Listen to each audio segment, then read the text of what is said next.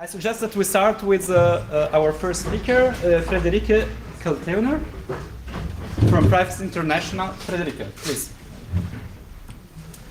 Thank you very much. Can you hear me all right? So from discussion, if we follow normal media and talk to the people that we are supposed to represent, from discussions about fake news to hate speech, foreign-sponsored micro-targeted ads, computational propaganda, it seems as if platforms, and I think it is fair to call them democracy-critical infrastructure, the places in which we find and share information, in which we learn about others, mobilize and communicate, it seems as if those have been hijacked and that democracy is suffering. However, I think it is important in that context to remember that just a few years ago, the narrative has been quite the opposite. And with narrative, I mean the popular narrative. Foreign policy discovered somewhat naively the Twitter and Facebook revolutions. And to some extent, I think the very idea of the internet freedom discourse is still based on the premise that a free and open internet in which individuals can freely express themselves is inherently good for democracy. I think that technological determinism is always flawed, and any belief in the inherent goodness or badness of any technology is always misguided. At the same time, I think it would be a bit too easy to merely discard all of these discussions as naive. I think a more painful and maybe more complex analysis would be to admit that we're only beginning to understand the inbuilt politics of advertising-sponsored platforms, even though they have been around for a decade. This is difficult because, on the one hand, platforms are proprietary systems and are therefore opaque. Their corporate owners have the discretion to determine what can be said and cannot be said. And it's important if we think about freedom of speech on the internet. It's not about censorship, it's about censoring what people say, but it's as important to actually be heard and be listened to than to speak in the first place. It's also complicated to understand the dynamics of platforms because these are highly complex, constantly evolving systems. For example, the Facebook newsfeed is updated frequently, that increasingly rely on intelligence and automation.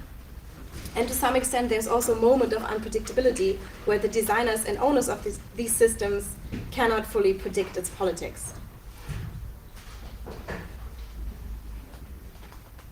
So my own perspective on this is that in public debates, all of these issues are often lumped together. Fake news, which has led to laws that some of the organizations in this room are fighting because they are quite problematic. Fake news, filter bubbles, micro-targeted ads, all of these issues are lumped together. And what is really nice about this panel is that we have two perspectives that separate and look at two components of these vast array of issues. And I think it is important to distinguish, on the one hand, the political biases and affordances of online platforms, so issues like filter bubbles, and on the other hand, to look at the role of advertisement and sponsored content on these platforms. These two issues are of course interlinked, and they have something in common, which is that we are communicating, we're learning about the news, we learn about what others feel on platforms that are completely advertisement sponsored. And this might be what unites these two effects that we're seeing. So in our own work at Privacy International, I'm leading our program on data exploitation, and it's premised on the idea that we have to move towards an attention economy, where attention is a very scarce good, a world of surveillance capitalism. So it's an economy where human attention has become as scarce and a commodity, where virtually everybody is constantly trying to hijack people's attention, both at the level of the individual and on the societal level. So I think it's also important to remember that surveillance capitalism is a form of capitalism which is most profitable to companies that have a business model that is essentially relying on tracking and surveilling their users.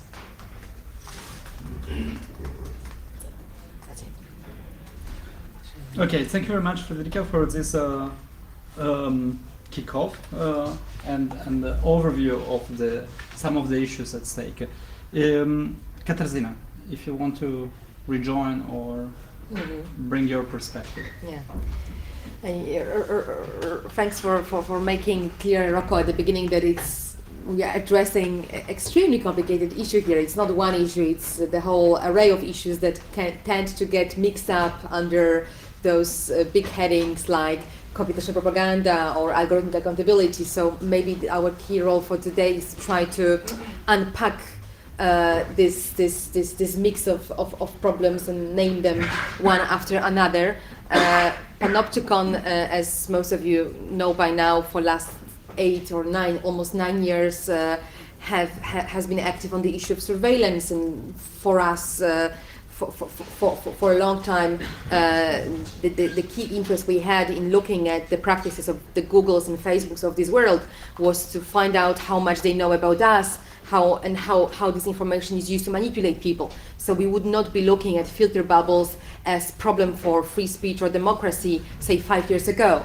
But we were pushed by, I think, global and national politics to revisit the filter bubble effect that I'm sure we in this room have been aware of for quite a while, including what Federica described, the whole attention economy problem, and the fact that we live in the internet, which is simply which suffers from the problem of content inflation. Yes, I mean, this is something that the world in which we've been living for at least 15, if not 20 years. So I wouldn't frame this as a problem 5 years ago, but right now, after rediscovery of fake news and filter bubble as political issue, at Panopticon we felt that we have to respond to political concepts about what is problematic here, and if we don't do that, we might wake up in the world of completely sick regulation, including new notice and takedown regulations on fake news, or prohibition of something, or imposing, Brussels imposing on big companies even more obligations regarding the content, which will bring even more problems on the surveillance side. So that's basically why I'm here talking about this issue and not the typical surveillance issues that we normally address. And the way we frame the fake news problem or the filter bubble problem is obviously not from the fake news side, but from the side of how companies, what sort of solutions big companies offer to people who are flooded with content. How far those solutions are in line with our needs as consumers of information, because it goes without saying for me that we have this problem. We cannot ignore the problem that there's too much content, right? I think this is something we live in. We've been living in for quite a long time. So we have to address it. But is Facebook model of filtering the content for us based on non-transparent algorithms, or Google's response in giving a search engine that is based again on a non-transparent algorithm, are those responses good enough? Or do we, as consumers of information, want to expect those companies to deliver different solutions? Yes. So for me, really, the key problem is not whether we profile the content, because it seems clear to me that we have to profile content somehow, not to get flooded with irrelevant stuff. But who decides on the criteria behind this profiling, and how far we as society can control the criteria?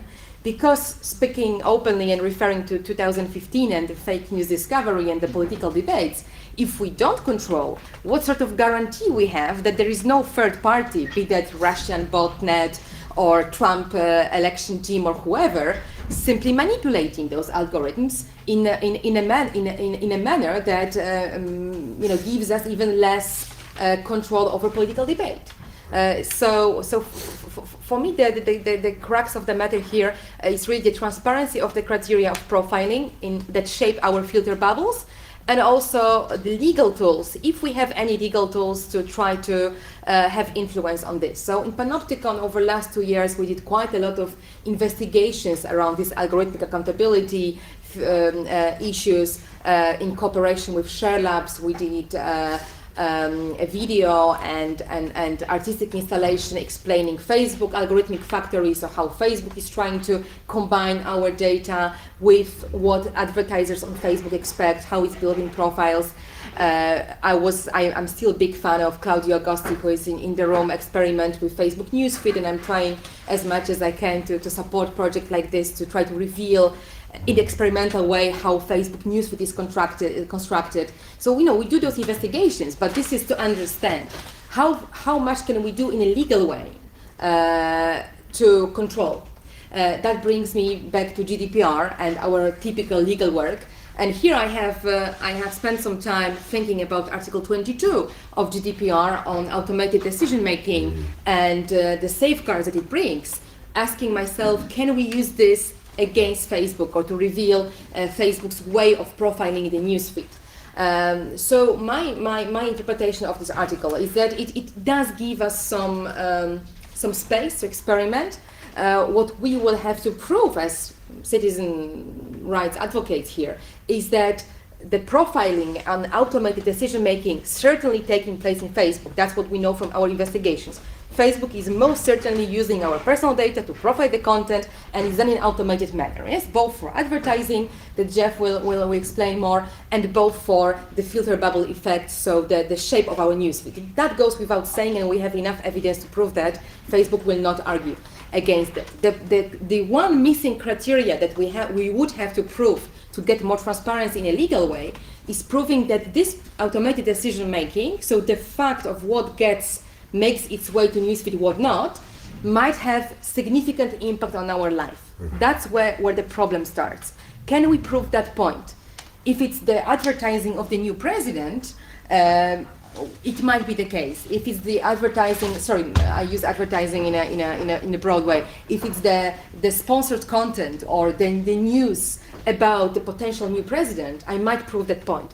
If it's just news about the weather, or it's random sponsored content about shoes or whatever new diet, it might not be the case. So we are entering a hell lot of gray zone, which might end up, even if we end up in a court case, it will not be a general rule on Facebook. It will rather be a specific judgment on specific case of specific content that made its way to my newsfeed or not. So my point here is I'm not very optimistic about our possibility of using Article 22 of GDPR to actually force Facebook and similar companies to reveal the logic behind profiling. But what we could do, we could try to use general principles of the GDPR. So Article 5 that mentions transparency as one of the principles, data minimization principle, purpose limitation principle, to attack the way newsfeed works anyway and force them to actually be much more detailed in their communication about profiling. The last week, was it last week or 2 weeks ago, when Zuckerberg announced finally the end of experiments and the new era in Facebook algorithmic world, so the change of algorithms to allegedly limit our exposure to fake news. You know, the debate is going on. Many people disagree with that intention, claiming that it's the opposite. Facebook wants to get even more money from advertisers, and that's the only actual logic behind this change. It only confirms the point that as long as we are not in position as society to get all the criteria, we will still be gained by those companies making statements they like about how they will tweak the argument, the algorithm, with what effect, without actually our ability to confirm or deny those claims. Yes, all we can do is say, no, Mark, we disagree with your position here. We have no scrutiny, we have no ability to check what they actually changed and what's the actual effect on our newsfeed of the change they made.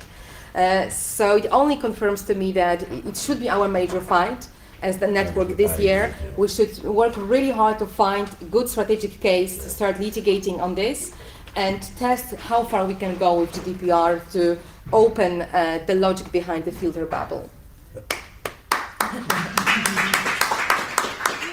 Thank you. I'm Jeff Chester, Center for Digital Democracy, and a member of the Transatlantic Consumer Dialogue. I absolutely agree, and the reason I'm here is to work with you and our colleagues to figure out what can be done. And I think for many of us, the only hope we have is the GDPR, because what you've seen in the last, let me just say, as you were talking, political advertising has now just become, quote unquote, a vertical for Facebook and Google. It's treated just like junk food marketing, financial marketing, retail marketing. It's a vertical. And what this... What do you mean by vertical? Well, when the ad people come out and sell you ad services, right? And they'll say, oh, you're a bank, we can do financial marketing, right?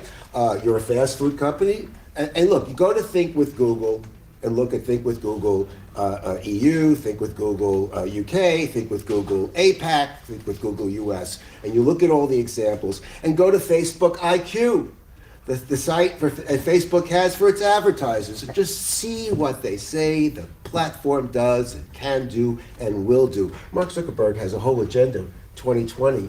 It's called 2020 on Facebook IQ, about how they'll be able to use mobile to influence us even more. What this underscores, the controversies that have, and we're glad the controversies finally erupted with Russiagate and Brexit, is the failure to regulate the commercial advertising system, especially one developed in the United States. This was always part of the problem to begin with, back in 1994, when the internet became commercial. It was always going to be shaped by the U.S. system of advertising and marketing, and it's been largely unregulated. And it is a global system.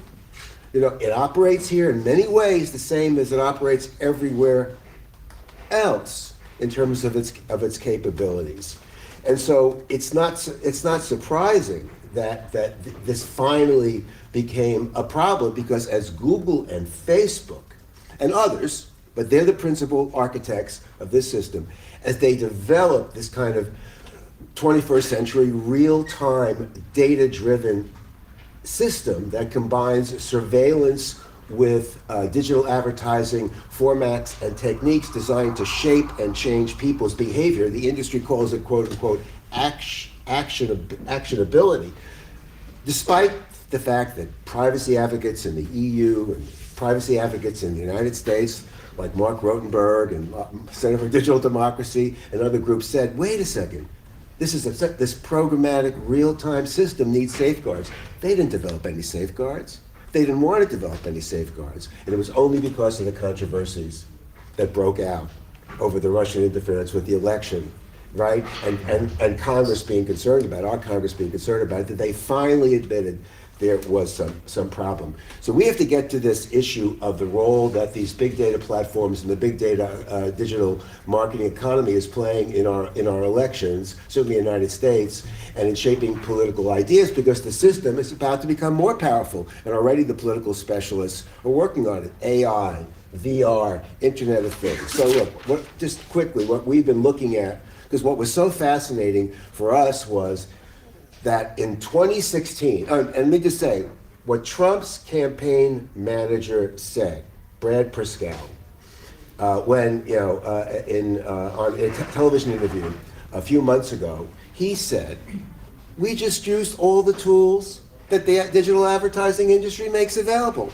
I always thought the Trump people did it the best, because he was an ad guy, this Brad Priscal. He wasn't a political guy, and he understood what this system could do. And he understood that between 2012 and 2016, because there was no regulation, no oversight by the federal, because the U.S. does not have a privacy law except the law that my NGO and Catherine Montgomery's in the audience got passed in 1998 on children, which you couldn't get passed today. There's no privacy regulation in the United States. The Federal Trade Commission has absolutely no authority to do anything at all. So what's happened the last few years, and what did the political parties use? Well, Bernie Sanders, okay, and Donald Trump, they used the data clouds, this massive consolidation of information that has been created over the last few years, right, by Oracle and others. That's one-stop shopping for hundreds of data sources. They use identity management systems, which Facebook in part has made possible. They now talk about curating the identity of individuals. Because of the mobile device, not only do they have our geolocation, but as you know, they now are able to do cross-device identification and tracking, because it's very important they're able to target. I said we were supposed to do 5 minutes intro. So we can have time. I will soon intervene. So that's why I'm rushing, going quickly. I apologize. They were so concerned about the role that the mobile device played, in people's lives that they realized they had to invest to link together all the devices, principally so they could service video-based advertising. So they're now able to track you on all your older devices. The programmatic advertising system, this real-time system that's able to target you wherever you are, and which increasingly is able to change the message. It's called programmatic creative based on your behavior, is now part of this system. So there's no safeguards in this very powerful system that is being used to sell us health services and junk food and groceries and entertainment, is now been totally unleashed in the political sphere. And there's no restraints, no constraints, and we need to do something about it. Now, even with Obama there, we got nothing really from the US government in terms of addressing the commercial sphere. Regulating the political sphere is harder, as you know, because of our First Amendment, but it's also because the companies have had to lock Google and Facebook, who have built very significant businesses. If you haven't looked at, I'm sure you all have, if you haven't looked at, go to Think with Google and look at politics, and you'll see all the work they did in 2016. Amazing infrastructure because they were selling candidates their services. And as you know, both Facebook and Google allowed the political parties, sent people to work directly with the political parties to give them access to the full range of tools. Okay, to make a long story short, you have this very powerful system designed to, that's constantly collecting all our information, that has no regulatory limits at all, that's now being applied in the political sphere. It's being used all over the world, and if someone's going to stand up and say there have to be limits, I think it has to be coming from the EU and the GDPR. Okay, thank you very much. Take your clap. Federica. I forgot to say our conclusion at the beginning. Oh, please. So I think the reason why I framed this a little bit more careful at the beginning is that this is maybe one of the most pressing issues of our time, but you easily end up with strange bedfellows, and they are anything from let's ban fake news to a single company rigged the election and it's all Russia's fault, it's more complicated. That's why I framed it a bit more careful. And I think the solution we found to navigate this space is to say the underlying cause is the advertisement-driven internet.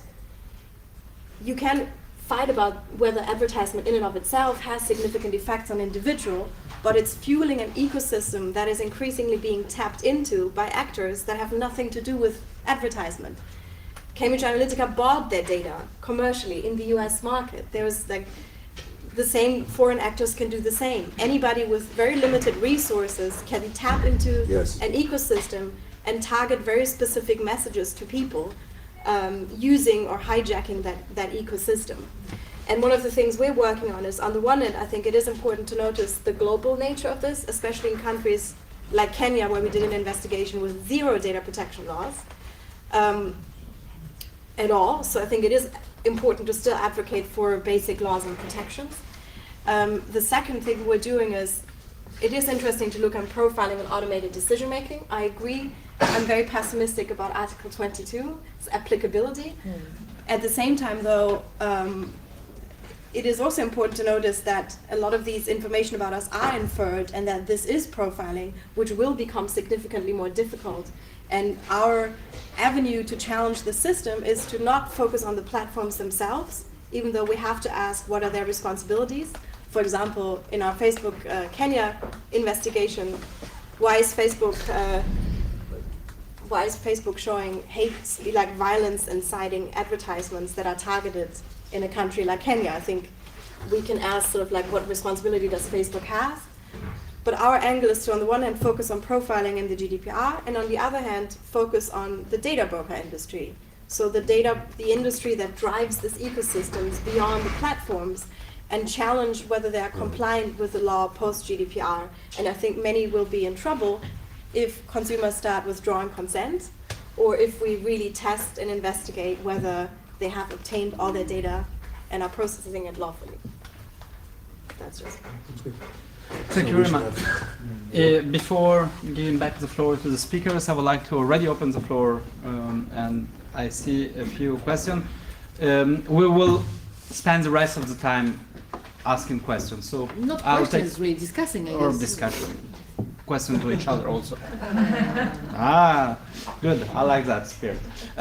Let's start. I'll take a couple of questions, a couple of interventions, proposition, and we will follow up. I'm George from Share Foundation. I take a couple of ideas about Article 22. In fact, I'm concerned not so much with the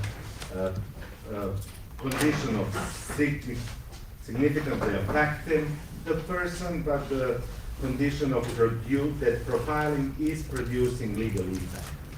So It's or, it's not and. Either or. You don't have to prove both. That would be impossible, of course. There is no legal impact, but it's fortunately there is no and. It's or, it's alternative. That's why we don't even refer to legal impact. Yes, great. Then I'm fine. Because I really think, We solve one. yes, I really think that we can argue that there is a significant effect because of based on market research of how much we use these services, how much they are used by regular people in order to get information, to be informed and so on, and that there is a lot of reasons to say that there is significant effect on the mass population. Unfortunately, it's kind of defined, at least the Article 29 Working Party, they come up with examples like you lost money, you lost health, you lost job, like those kinds of concrete impacts on the individual. And then it gets tricky. It's not like societal effect, where we could make this point with a lot of research we have on how deep Facebook goes into our lives and how much we depend on it. If we go that way, that would be easy. But I think, unfortunately, the GDPR, that therefore it's legal effect or similar significant effect. So it is supposed to be a concrete effect on you as individual in your life that we will have to prove. Okay, so we have to do more research on that. And I haven't looked into it, but the fact that Zuckerberg is going to put all the ads up there, and I don't think in response to this pressure, right? And one reason, of course, they're responding is the advertisers have been very unhappy with Google and Facebook about all this. But it would be very important to do an independent analysis of all the election ads. I mean, they claim they're going to put all the election ads up. There'll be a database. I doubt whether they're going to talk about the techniques and the targeting and the extent that needs to be done. But you could analyze that and see if, in fact, they're being accurate. Please. University. So as to Article 22, it's interesting also to compare it with the Data Protection Directive and see how now it's more narrow in that element of the significant effect, because before it was legal or otherwise significant effect. Now it's similarly significant effect. It must, which means similar to a legal effect. So it's more narrow, unfortunately. And then I was wondering, what do you think of the research by Fletcher and Nielsen of the, I don't know which thing, which essentially claims with a lot of empirical data that the filter bubble doesn't exist. Social media use is clearly associated with incidental exposure to additional sources of news that people otherwise wouldn't use, and with more politically diverse news diets. I was wondering, what are your thoughts about this? And if I can rejoin and relaunch the discussion, the filtering presupposes the fact that you are open to receive whatever kind of information. I wonder whether this is the right metaphor to use when we speak about that, because I have the feeling that there is a presumption that the individual, the citizen, is fundamentally idiot and can only do what it has been said by his Facebook feed. So, like, the citizen can be looking for alternative things, or not. Like, can be a recipient for much more, or can be even an active agent in this situation, and not only the victim of a system.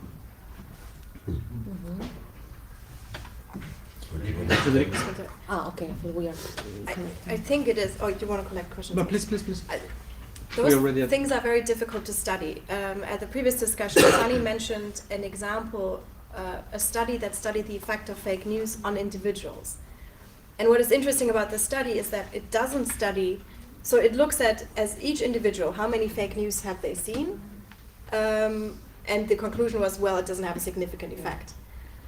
And as much as I'm against any regulation on fake news, I think it is more complicated because you have to see, most people are not on Twitter, but influencers are, politicians are, journalists are, and the same with bots. Of course, we're not being individually, we're not being manipulated by bots. People are not stupid, but it's very difficult to scientifically study and measure the effects of such things that are interrelated and complex on, for example, a shift of discourse.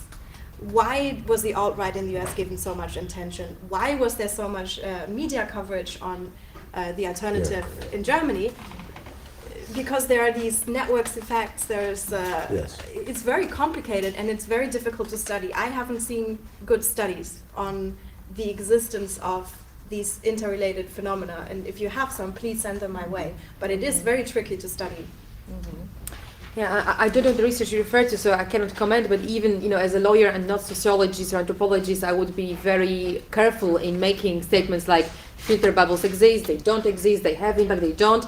In fact, I care less about this. I think they're very interesting research questions. I have nothing against people researching them, but for me as a lawyer and civil rights advocate, it's more important to advocate for the need for us to control the profiling criteria regardless. I mean, even if we can be quite, even if we feel safe as society, the filter bubble effect is not as powerful as it's been presented 10 years ago, might be the case. Or even if we never had different life before, because we were always profiled, let me correct it, not profiled, but we were always exposed only to certain narrow political agenda, because in the past we only read one newspaper, maybe, right? It doesn't diminish the problem of manipulation. So even if I'm comfortable with the fact that citizen, myself, anybody, is choosing to live in a filter bubble of his or her choice, I have no problem with this. Or I have no problem with argument that maybe filter bubbles are less powerful than what some researchers might think. Still, I think we have serious problem of manipulation. Yes, so there are two separate discussions for me. I guess the point here is that I want to be able as individual to choose my bubble and sit in this bubble and say, I'm happy to have those 4 sources of information only. Cool, but if it's my choice, I'm okay with this. If it was Facebook's choice and I don't understand how it was made, I'm not comfortable. So it's not the filter bubble as a problem, but the criteria behind shaping it for me. Yes, that's why I care less about those findings. Okay, there was, please, and I'll collect a few. If they're on the same topic, please just do this, so I know that the true figure. I think I'll keep going about the fake news. Kind of going well.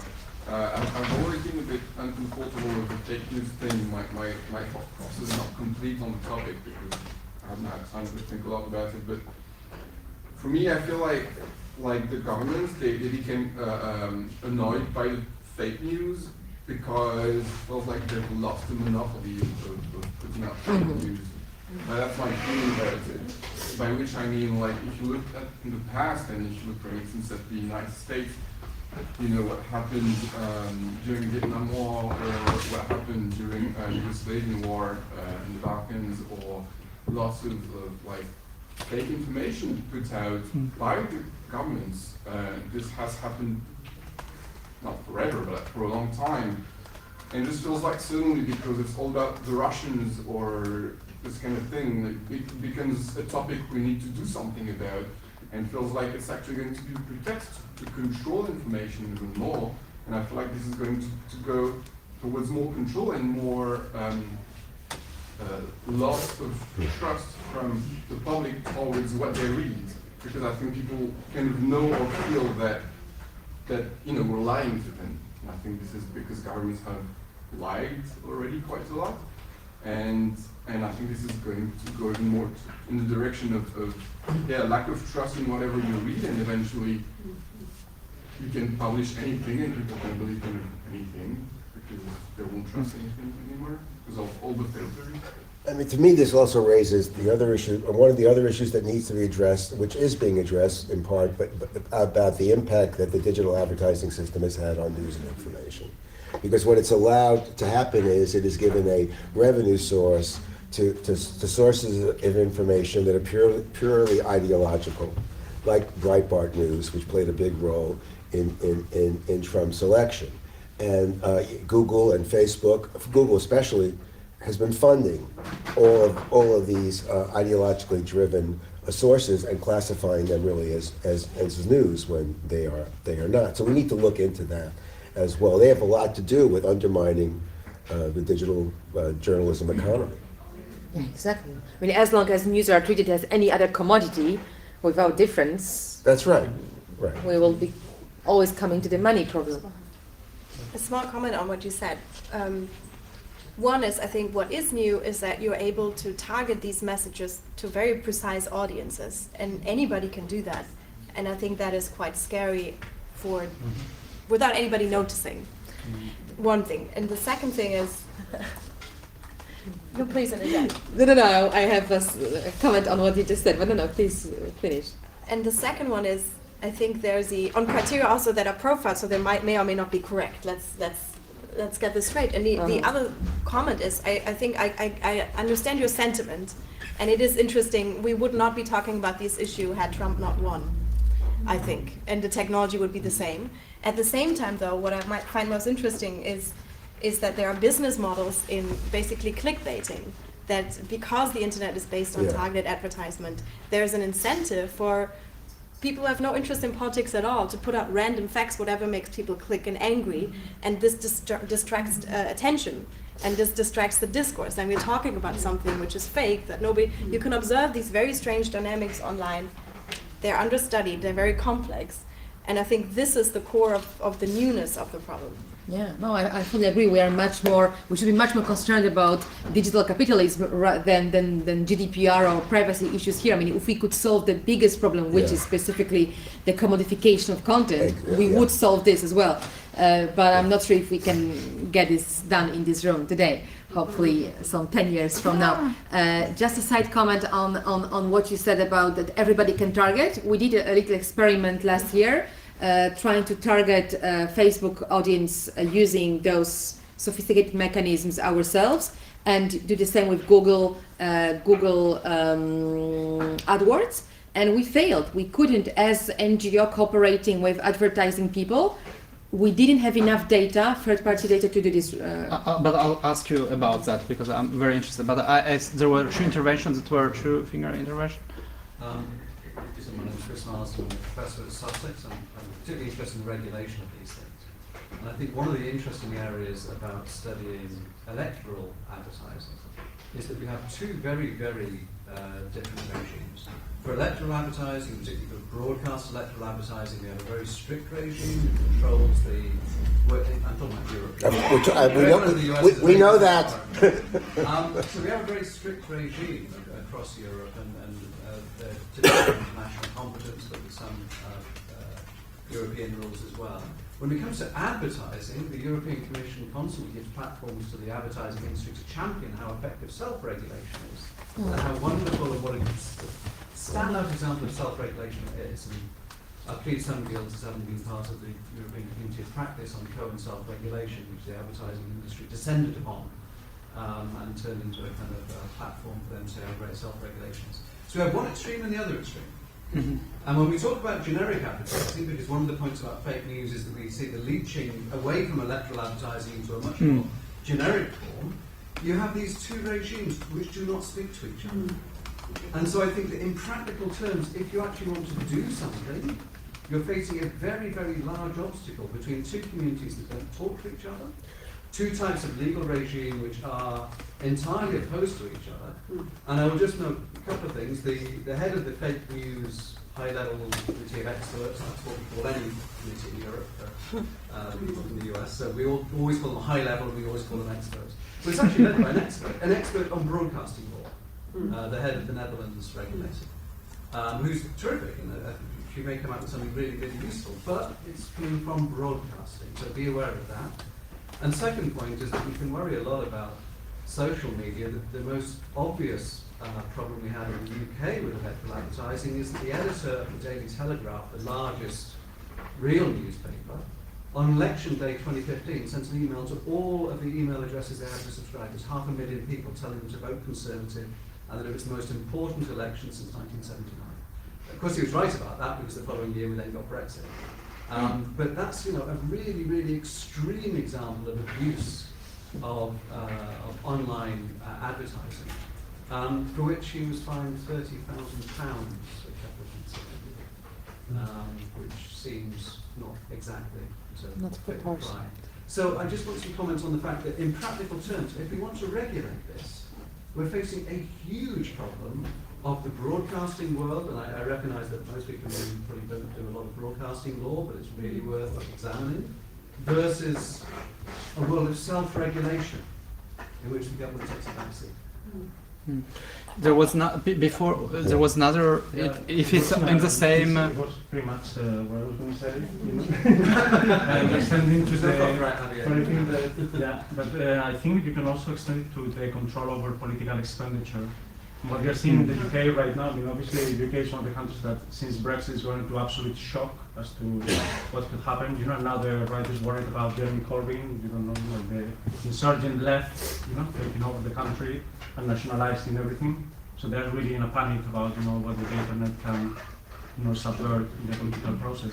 But I think there's a big debate as to what point the Electoral Commission should actually be controlling the budgets. And there is now appearing, like, there are several cases where dark money, and there's of course the suspicion on Russia, you know, it's always lurking there, but just the idea that it's actually really impossible to control expenditure online, and that's why you see lots of money being laundered, while with the traditional advertising, you know, apart from having control over the content, you have more control over how money is spent, and there's just no way of tracking, you know, like ad impressions online. Also because in the real commercial world, half of ad impressions are fraudulent, and they're actually money that's been stolen from companies, so, you know, if you translate that to political, you know, it's just even harder.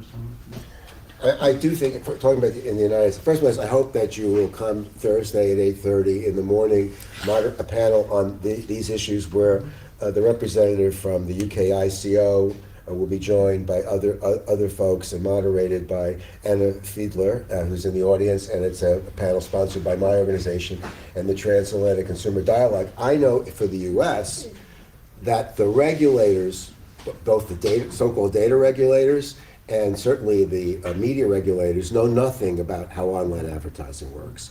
And I think we have an opportunity in the United States, perhaps it's the same here, maybe not, to use this controversy to educate the policymakers, the government, the public about the mechanisms, the techniques of the online advertising system that's been created, to really help them understand how it works, where it's going. I mean, it's not a secret inside the industry, but it does seem to be something that the regulators need to know much more about. Yeah, I agree. Can I comment quickly on that? We, as I said, we did quite some research around those topics the last 2 years, including closed seminars with advertising people and legal experts, also from the broadcasting industry, to try to come up with some solutions.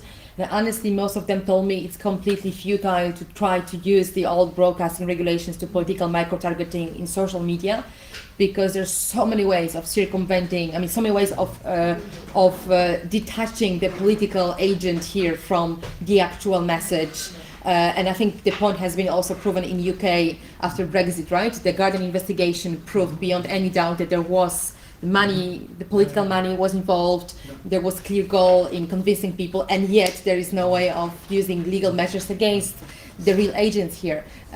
Plus, we are not... Sorry, that second part wasn't necessarily part. No? Okay, so I will be happy to hear more about the consequences. I But mean, the electoral regulators being useless, but that doesn't mean the regulations themselves can't actually be adapted.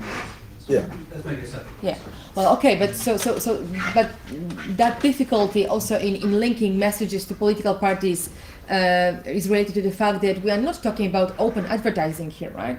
About vote me Trump, but about generated content that might support, say, Trump or Brexit agenda, but is not clearly his or that team's advertising. So it's even more complicated. And I think therefore we were discussing more the privacy laws, whether if we cannot effectively limit or forbid this type of unethical political advertising, can we help people to basically get more impact on more control on the individual level? Our thinking was, okay, maybe voters can be motivated by us to simply try to learn more about those systems and use their personal data protection rights to control what they are, how they are targeted, if we cannot attack this from the public regulation side. I don't make the point that it's mutually exclusive. We can try both strategies, but I think they are both valid strategies on coming to similar effect of more societal control over this. There may be a time issue. Just 2 comments. I think profiling is more interesting than automated decision making, because in order to know whether somebody is conservative or liberal, those are sensitive information and they're usually not provided by most people. Most people don't tick a box and fill out a form to say on Facebook I'm conservative.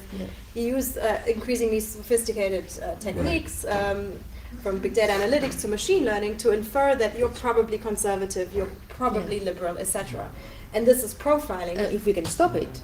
But sort of like you can't just profile sensitive categories post GDPR. That's become right. significantly more more difficult. And I think this applies to most of the categories of data that data brokers sell have been profiled. They are not information that people have provided. So I think there's a lot of room to work this angle. And the second comment I want to make, I would love to read the study you did, the test where you tried to buy targeted advertisement. Let me qualify. When I said everybody can tap into this, I meant everybody with money. And democracy is not just elections. Democracy is also what happens outside of election. Right. And the most fascinating case I came across recently, I think, was not targeting in elections, but Saudi Arabia's targeting of anti-Qatar messages to people around the world. Yes. So we're seeing things this is next level. This is not just election targeting, this is diplomacy. What I'm also worried about is international corporations have an interest when a social movement, let's say an environmentalist movement, is happening to target politicians and activists. One of our partner organizations in Mexico has been surveilled, people in Mexico have been surveilled, and the context was a sugar tax. There's so much money involved in so many issues, and anybody with money can micro-target this is just very troubling, and I think election laws only get us so far. The core of this is the fact that this is even possible, and if it's under-regulated, anybody with enough money and enough data that can be bought can tap into this. Okay, many interesting things are already emerging, but I see like a few hands that are since a while. You were my question was a bit louder. My question was referring to the discussion we had some time ago here in this panel. I'm Natalia from the European Data Protection Supervisor's Office, and specifically on the guidelines we've been working for 29 and providing for them to make a decision making. To your knowledge, were there any submissions made in the formal or informal consultation process that would speak to maybe expanding the definition of the other significant consequences or the interpretation of the working party to account for the possible negative effects of microtargeting, and what feedback have you received, formal or informal, on that? We submitted one on. We submitted one. I'm happy to share this. I'm not sure if we mentioned advertisement, but we clearly made the point that advertisement has significant effects. And the argument I think we used was the example, if you're classified as female or male, or that woman, if you're classified as female, you don't see advertisement for higher paying jobs. However, you don't know whether you're classified as male or female, so there's the potential of discrimination. But I don't know whether I have been discriminated because the ads are targeted. So we phrased it and said this is an inherent risk of personalized advertisement. Discrimination is an inherent risk, which is why there are significant effects. I'm not sure if that's a good argument, but we try to make that in the submission. So the submission was in favor of commercial advertising? Yes. So we didn't mention politics, but I think this is also a good argument for significant effects. Okay. The next question, Anna? I was doing the same comments as Javier, the colleague behind, so... Okay. Okay. Therese, please. First. I don't know your name, so sorry. I am Julie, and my background is computer science, and you realize that I'm saying that beforehand because my question will probably give really is. I was wondering if there is any motivation or any kind of backing towards creating some technical solutions. So you mentioned that people might be worried about how they are being targeted or how they're being profiled, and there could be like systems built on top of Facebook or on top of Google where you could log in and understand how Facebook or Google is targeting you. And you could use the same ad platform to figure out the people who might be most susceptible to these kind of targeting. It's kind of weird because you're using their own system to kind of try and defeat them. So I wonder if these kind of efforts have been made, and if there is any, I don't know, if you think that this could be something that could help. I'd like to answer. Please. The things I was going to state is my experience on making a tool that is exactly addressing this problem. So both the algorithm as a personalized experience or targeted advertising, they are difficult to be judged because everybody sees only one perception of the reality.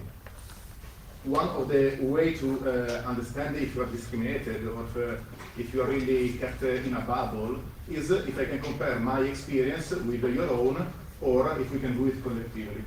So the experiment run is based on a browser extension, because you join willingly installing this tool that monitors for you your timeline, do a personal copy of what you saw, and then open the problem. Because if you can see your own recordings, you can start to understand how it went. If you want to compare it with other person, it may lead to some kind of privacy problem. So what we are working on is a framework of privacy-preserving analysis, but some of the analysis that can be done can be already actionable. For example, Mark Zuckerberg said that the Facebook algorithm is going to change and show less news. We have 1 year of recordings from more than 1,000 users, so it's possible to do statistics on media source, how much they will appear in the past, how much they will appear in the next month, and do some assessment. So those kind of approaches exist. There are difficulties, especially because running the technology and having data analysis and having a good marketing vector to have a very diverse set of users to observe the network are different difficult tasks. I'm alone. But if you want to join, you are welcome. Can I respond for a second? Very briefly. Just, I think that in trying to address this problem, we also have to look at the nature of digital advertising. And it's more than just the data collection, although data collection is at the core. First place, it's now cross-device in real time. It is following you and changing. It's being designed to tap into your unconscious. So look at what Facebook has done with neuromarketing, for example. It's designed to be immersive. It's designed to be shared through the role of influencers. So it has a far greater impact than one would imagine, just counting the ads and seeing what the impact is. Mm-hmm. That's why it needs to be regulated. That's why these systems need to be regulated. Ivan. Yes, my question is connected somehow to the previous two interventions.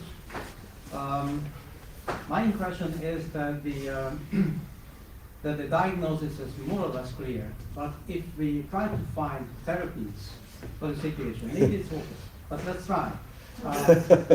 What you mentioned so far was regulation, legal guarantee, self-regulation, awareness raising, understanding from the part of the individual. But what is your opinion about the existing technological IT tools, which are not very complicated? Of course, they are not competitors of Google, but if you don't use Google, but you use DuckDuckGo or whatever, if you don't use Facebook, but you go to an alternative social network, these are not competitors. And it will not solve the problems of the whole world. What's your opinion? Can they be used for something, or it's just a buzzword in GDPR about the privacy by design and privacy enhancing technology? So what's your opinion on this? This is a very good question. Well, yeah, I mean, if we think of alternatives, no, I'm not optimistic. I don't think that using alternatives, it might be cool in our bubble, but it will never help us solve the big social political problems. because they are of mass scale. I mean, precisely we have problem with Facebook, not because we love it or we use it heavily, I hope, but because everybody else is there. And if we are concerned about political impact of, say, microtargeting on Facebook, it's not because of us, who can go to alternative service, but because of the society. So, no, I don't think that going after alternatives in tech terms will solve those problems that we're discussing today. I prefer to try and use GDPR principles, including privacy by design, the principles like data minimization, apply them to Facebook or to Google or to big data brokers, so that the societal effect of this application is higher. And then if I may get back to your really interesting point, I would love to have such a tool. I mean, if we can find way of building application level up above Facebook without Facebook denying us access to data, that would be super cool. But I'm more than happy to spend some time in the break discussing this possibility, because my understanding so far was that apart from legal ways of forcing them to reveal my profile on the grounds of GDPR, I cannot force them to do that.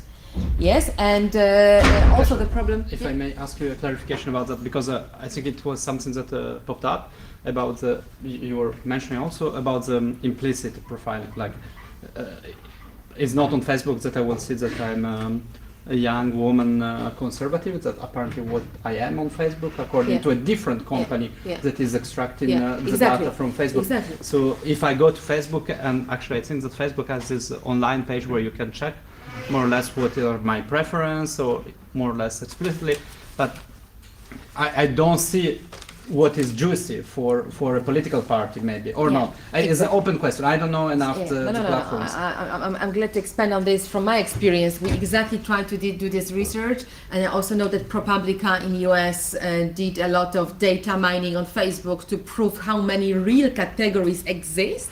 ProPublica in their experiment went up to I think 17,000 categories. Which the number of categories that Facebook presents to us is maybe 20. I might be wrong on numbers, but it's completely out of proportion. So the actual knowledge, the inferred knowledge about us on Facebook itself is maybe 100 times bigger than what it currently shows us. That's one problem, and we have to find a way of forcing Facebook to reveal the whole picture. Second problem, both of you named it, it's usually the actual targeting in real time happens as a result of real-time combining in real-time knowledge from many sources, correct? Yes. So to get all those sources in GDPR mechanism will be super difficult, But can I add, this is where Facebook is always disingenuous, because in fact the way to understand in part Facebook's real data apparatus is to look at their preferred partners. And you can go to Facebook preferred partners, which is part of their ad system, and scroll down for your country. And so for example, in the United States, right? Facebook doesn't tell you, oh, by the way, our preferred data partners are the Oracle Marketing Cloud, Acxiom, the most powerful data brokers on the planet. They don't say you can control that information, which has all our political and other information on them.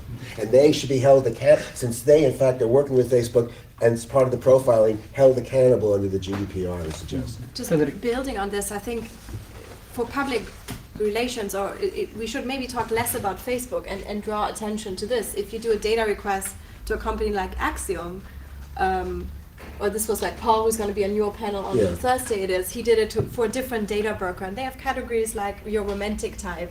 Are you somebody who falls in love quickly or slowly? How passionate are you, etc. And I think all of this is profiling. It is. All of this is profiling. And the other thing also, sort of like, we also have to talk data brokers, bias sources. Not all data originates from Facebook. That's a common, we all know this, but if you talk to journalists, that's a common misconception. Loyalty card data, public registries, all of these are fed into a system. So there's like the offline-online distinction is a lot more blurred than it sometimes seems. And because, I'm sorry. Yeah, I just wanted to ask if you can share with everybody, it might be interesting, what kind of identifier can be used with those companies. I also tried asking them with my email and it didn't work. I think I have to find the right identifier that they attribute to me, the right number they have in the system, but I have no way of establishing this number, so it's another problem. I would love to talk to somebody who tried with effect, talking to Acxiom or Oracle about their data, what sort of identifier was effective. And because so-called first-party data about you has become so valuable, it's another privacy problem, because that's how companies are trying to evade the GDPR. Companies like Coca-Cola, for example, will upload all the data about you and give it to Facebook, so they can target you on Facebook, and they learn much more about you. So the system is beyond data brokers now. It involves the global Fortune 1000 and others. A rejoinder, then I will take the new person. I think that part of the problem Yeah. of trying to fix the rectification and the accuracy is that you have to provide more data. So Experian, they had a massive data breach. Yeah, right. They contact people, they say, well, we can fix this, but the way to fix it is to actually, for you to give us even more information on top of the one we've lost, and I think that's a fundamental problem, because you could use Article 23, other articles, and combine several GDPR articles, with information, rectification, profile, to build a system that works, but then you would give them even more information, because you would tell them what is actually truth, so you are not a female conservative. I'm very happy to look like that on Facebook, actually. It's part of my agency. Please. Alan Turner, I work for the EFF. A question with regards to this, the issue about these are information subject access requests. So Article 14.2F also requires the disclosure of the sources of information where they did not originate from the controller. I'm curious to hear if you believe that that companies are just going to try to find some way to work around this, or is there going to be some legal theory whereby if you make that access request to Facebook, well, they don't hold that information because they perhaps it's only used at a specific moment during the marketing process. Or, I mean, basically, will Article 14.2 provide enough reach in order for us to look inside the system to see exactly the type of obscure connections which you weren't able to access, for example, when you tried to do your experiments with panopticon? I mean, I'm more than happy to try. I'm sure we all we should coordinate basically our legal attempts to use all those mechanisms available at GDPR soon enough, so we get some results this calendar year. To some extent, I believe that can be effective, but only to some extent, because my understanding of the behavioral advertising ecosystem is that it's not actually based on data transfers. I mean, Facebook is not actually receiving data from Oracle. Yeah. It's they cooperate in a different way. So in the milliseconds they are targeting me when I go online, all this gets somehow dragged into one profile, but there are no, that's my understanding, actual data transfers between the companies. They are not actually trading with data. They're only cooperating to combine the best profile. If they do it that way, it will be very limited. We will not be able to make that point, because that point is actually 14F is based on the premise that you transfer data and you are becoming the data processor. If I can. There's probably a difference there between the actual real-time production process and what Jerry Yes, exactly. the uploading of CRM databases. Exactly. The multiple ways they CRM data in needs to be examined. I think the key, we do several projects to sort of like investigate how access rights currently work, and I'd love to talk more with anybody who's interested in this. But the first finding so far is that it's a joke currently, and the main fight will be about what is the definition of personal data. Because if you do a request currently to Google or Facebook, they say, hi, thanks for reaching out. We have this tool on our website where you can download all our data. And I know that's not all of the data. Yeah. And the same with if you contact an app, they send you 5 information, whereas the privacy policy says that they collect IP addresses, and we know IP addresses. So it's a struggle of collectively working together, finding out what each of these companies' identifier is, and then making the argument each time that this is personal information. So this is the struggle. I think that's the first step before even finding out who's being shared with and collaborated with. Even that is a huge fight in and of itself. Yeah.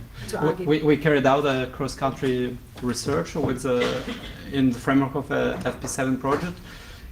Ivan was part of the same consortium, and we carried out around 8 countries in Europe, asking for our personal data, and it's very difficult even to do it. Sometimes it's very difficult to even identify who should you contact. If you stop speaking about big platform and you go like in the street with camera, CCTV camera in Oslo, it was extremely difficult for me to get to know who was the data controller.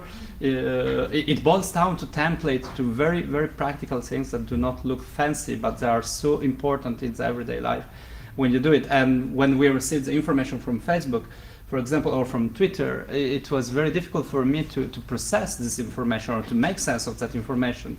And I will shift that into a question. And I also, in principle, wish to see the 14,000 different profile or tags that are associated to my profile, but I cannot make sense. I lack the tools to make sense. I don't have the time to make sense. And I think that if we do not take into consideration this asymmetry in computing power or in making sense of what the algorithm does, it's like we're only halfway in trying to get the transparency of all the algorithm. You're right. And there is also collective elements that I really like I don't know enough the details of your project, but I really like the need to pass through the collective to try to understand also the individual position. Because otherwise, like, I will be just in an avalanche of information about myself, not very useful often to me, because I cannot act upon them. True. If I can add on this, I will first. I know that I'm abusing my position already, so I'll give first the floor to people that have not spoken yet, and then I'll come back. You were first, and then. To say something on this, because I would like to just say something on the filter bubbles. Like down. I would like to come back to profiling in real time, just a quick comment.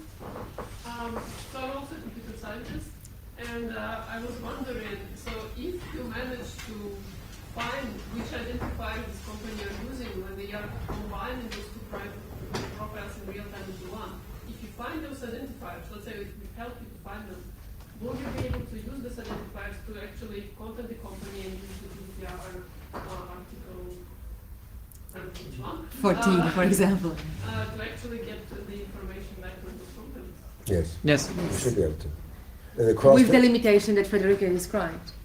In the fact that it's often hashed. It's often hashed in a way that can be easily re-identified, which then would be personal data, but then you actually have to make that point. So sometimes, which maybe you have to go with privacy impact assessment or something, there have to be different angles, but oftentimes there are pseudonymization techniques, at least currently, which we would say, that's not actually effective. So they would be protecting themselves at this point. But they respond sometimes, like it's. I think that there's many reasons why it can go wrong, but it can work and it can also not work. It's sometimes as a political. I think that at some point Europol received an avalanche of data access requests, and then it was more a political statement, so to say, and a political message that was sent about beware, we exist, we keep you under accountability, or like we want more accountability than the impact of each single data access request. So because they don't exchange identifiers, they exchange either hashes or codes, but they get, for privacy preservation, they actually don't send emails across. But they're the cross-device IDs, and even though they claim it's not personally identifiable, in their own literature, it's about targeting individuals. Right? Google has their own ideas. All the cross-device companies are doing it, and so the big WPP, the biggest advertiser, has a cross-device ID of tens of millions of people getting those requests. Cross-device ID. Who are they? They know. Please, and then. So I will play the devil's advocate role. So you said that you would like to be the one that decides about which bubble to follow, or in which bubble to be targetized. What if I'm Facebook and I say, it's true that we changed our newsfeed rules, so pages now will have to pay to be shown. But also I tell you that you can change, and you just have the normal timeline, just chronologically it works, and you can do the same with Twitter. So that's actually you have you don't know that you can do it because nobody knows about what he or she can do it on setting in Facebook, but actually there is the way. So what if and Facebook the way of doing what exactly? You can just change your timeline. So see, I want to see again, like yesterday, all the pages and all the people I follow, and in a chronological way. So not the posts that are more liked, that have more likes Yeah. or more shares and so on. So that's my question. Why? That's your point, that it's possible. But if I tell you that, yeah, you can do it. People don't know, but you can do it. Well, the default. And I'm a company, and I want to, you know, I have business to run. So if I think that this way, in this way, I will earn more money because people need, a company will need to advertise more to be shown. It's, you know, liberty, my freedom to conduct a business. Well, I mean, I've heard, I think I know which setting you refer to, and I know, again, experiments proving that it's not actually working that way. I mean, you still get manipulated newsfeed even if you make an effort in the settings offered right now to say only my friends or only whatever. I want to see the top of my newsfeed only from my friends. I'm not heavy Facebook user. I only go there when I have to advertise something in public, like event. So I cannot. Panopticon bubble. It sounds very wrong. So I haven't done that myself, those experiments, but I've heard critical comments. So, but if the alternative to being profiled would be from Facebook, for example, we are no longer profiling you. Are you happy? Yes, that's good alternative. I don't trust that they give us this alternative. But as long as, my point is, as long as they profile us on the basis of personal data, I would like as an individual to have control over this process. If they stop doing this, so they drop at me newsfeed which is not profile at all, which I doubt they do. I'm pretty sure Mark Zuckerberg wouldn't allow that because it's counter against his business model. But if they did so, and it was honest, yes, that would be the response. That would be at least in legal terms, it would be a good response. We are no longer profiling you. Are you okay with this? Yes. But if they profile us, as individuals, we should be able to look into the logic of this and the data, personal data used in this process. Yes? So that's the alternative. I see two hands there. Please, first you. So there's also, I mean, looking ahead to the future, there's a lot of development in privacy-preserving technologies for computation, like secure multi-party computation, ways to compute things in an encrypted format between more of them than one party. If I was Facebook, or if I was a big firm that's looking at current data protection law, I would note that a lot of the profiling practices would prevent users getting access to data about them if you hash it quickly, if you process it in a privacy-preserving manner between people. You can get the analytics out, you can have, in effect, fine-grained micro-targeting without falling outside of not all provisions of the GDPR, but many parts of the GDPR are designed to stop that. So I was just wondering, if we really look forward to the future, which parts of the law need to change? Do we need to approach profiling as a complete activity separate from personal data and think of it that way, or do we need to keep the link together? And I think that's important. Mm-hmm. Yeah. I think this is a comment to both of you. There is no neutral way to present anything. It's always political, and there's always, even chronological has its own biases, etc. The difference, though, or the argument is, those are spaces in which people learn about the world and learn about politics that are used by so many people that they are more than just neutral platforms. They are a political space. Yeah. And this is why, even if you're a business, you can say you can go somewhere else. Sure, there are network effects, but sort of like, because this is such a crucial space in which so many different things, not just communication, happen, you have a responsibility to be transparent about what it is that you're doing. And that brings me back to the second part, and that is, even if you're compliant with laws, if you're targeting messages based on profiles, even if in the act of profiling you're privacy preserving, I think it is extremely important that I know how I'm being targeted. And I think it's not just ads, what I said before, discrimination in advertisement, or just abusive advertisement. The case where Facebook talked about targeting vulnerable teenagers. I want to know if I'm targeted when I'm depressed, feeling low, and miserable about myself, because that's exploitative. Right. And the demand would be that you have to reveal this, or there has to be a way for me to opt out and to say, I do not want to be targeted in this way. And there needs to be just greater, I mean, I think getting to the political use is the most important, and I'm sure we're already doing this, but it's also, vital to force a public debate and have the regulators look at how Facebook and Google are being used in other sensitive data categories. So right now, for example, Facebook is building out a whole health and pharma ad targeting system designed to specifically influence your health decisions, where that data, of course, will also be fed into the political sector. There's no oversight going on the United States on that, and it needs to be. A really interesting point, just to reinforce the point, I think I fully agree. It would be very interesting to see the effects of regulation that goes after profiling for reasons described right now by Federica, and not exactly based on personal data. So far, we only have, the only angle we have is to make a point against Facebook based on personal data. We cannot make the general point that you are simply having great impact on people's life by profiling content in general, even if you don't use personal data, but you use your general knowledge about the world. For example, you know that, I don't know, at 6 p.m. in Europe, people are more vulnerable than at 6 a.m., whatever. In fact, it would be great to get them more transparent simply on profiling, not just on profiling using personal data. But right now we have what we have. That's why we try to refocus on this angle. But I fully agree that would be a great next step. I have quite still a few questions. There was a rejoinder there, please.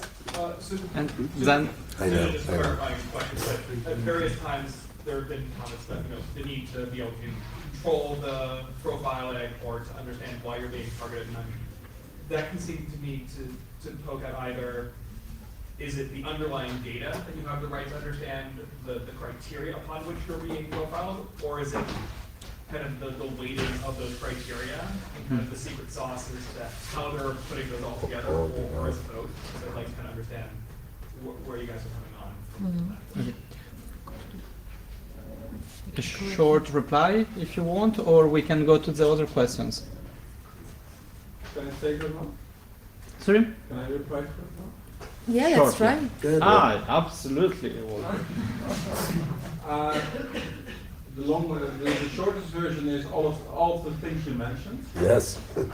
Although there is a serious chance that it will be limited in practice and in the future jurisprudence, which still has to happen, so this is speculation, but it may end up in your data and the way the secret sauce is applied to your data.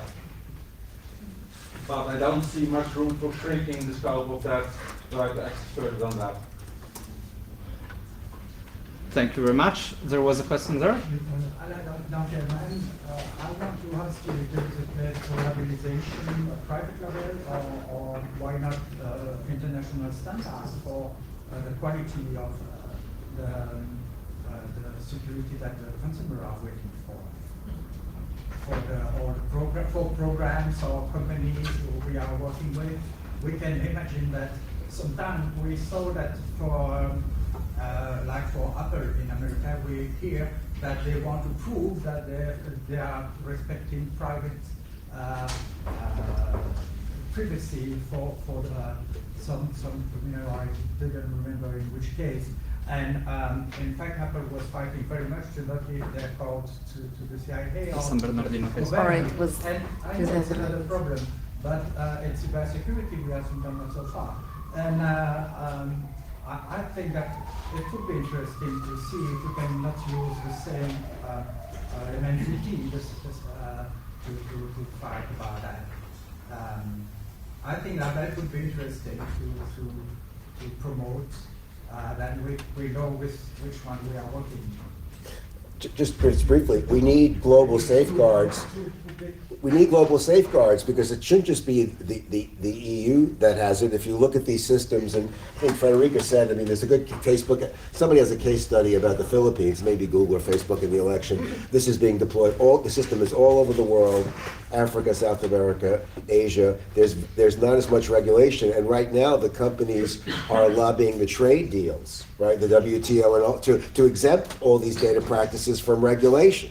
And that's another threat that we have. It's a preemptive strategy to make sure we don't put regulatory data protection safeguards into the digital system. Maybe a comment about self-regulation. My favorite website is youronlinechoices.com, because it's the self-regulation website of the European online advertisers, and it's interesting to read because it explains what kind of myths the current advertisement The system IABEU. is built around. Exactly. And the first myth is we only track you through cookies. We know that's not true. Yeah. And cookies you can block, but tracking has advanced beyond cookies. And the second myth is this is all anonymous, so you don't have to worry. Can I add something? If you haven't looked at it, go look at the 2017 IABEU awards. Each year they give awards and they have the case studies. And look at all the ways that the IABEU members collect data on you. It's amazing. At the same time, though, I think this is the problem is it's very difficult to even understand what's happening, and for there to be any sort of accountability. Self-regulation doesn't work.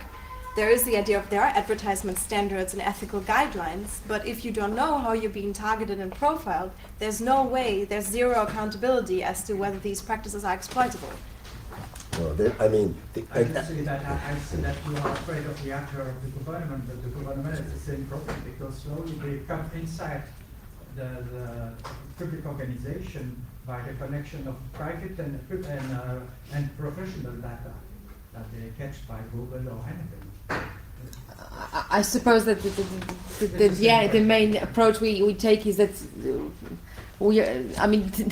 there's such a huge discrepancy of interests between companies doing this and citizens that I don't see how they could, in an honest way, self-regulate with the values that we have in mind. With the same values, it's simply open war. Right. I mean, we are treated as commodity right now, not as humans, and to become human in this conversation is very difficult.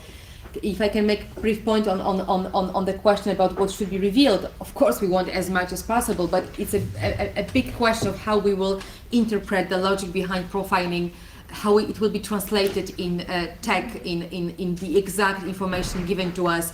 I think what goes without saying is that we want the categories of data used. That's easy. We want sources of this data. Mm-hmm. We want to understand value attributed to this data. So, for example, if there are 100 categories on me, how they are weight. What's the impact of each of those categories on the final decision? Whether they all have the same weight or not, for example. But if we go beyond the simple equation, I don't know, 5 features, different weights, mix of those 5 features results in certain result. From what I understand in algorithmic decision making, it's hardly ever that simple. We go into the world of neuronal networks, machine learning, all this complicated stuff. Here, the companies usually say we cannot reveal the logic because we are not able to reverse engineer the logic that was applied by the machine. So that argument, we have to kill this argument. How? I think it's extremely important that we find the answer, maybe in some form of the workshop or meeting with computer engineers. But one way to do it is to get the ad insertion order. The ad insertion order coming from the big companies, coming from the big ad agencies representing the political campaigns, for example, or any other marketers, will tell you exactly what the goal was and what techniques. And these ad insertion orders, and that's one of the things we have to force Facebook to in fact file when they publicize the ads. What was the intent? When they say we don't know, a secret sauce, they have been told what to do. They get paid to deliver. Okay, the intention can be the easiest thing. Mm-hmm. One comment though, there is a difference between profiling and automated decision making. They're not the same thing. Mm-hmm. And I remember vividly from the Working Party Fab Lab discussions that there were discussions about whether targeted ads are an automated decision. It's not quite clear. If somebody has better information, I'd love to hear it. It's not very clear. What is clear though is that they are based on data about you and data that has been generated through. Yeah, but the programmatic environment, which is really what delivered the fake news, is both automatic decision and a profiling system integrated into one. That's now cross-device. I agree. Yeah. I agree, but it's legally, it's not. Maybe okay. legally. It's not very. I have to do the most terrible thing, that is to close this session, and the most beautiful. No, we were just going to turn to you, Rocco, and thank you to thank you for participation. Thank you, guys.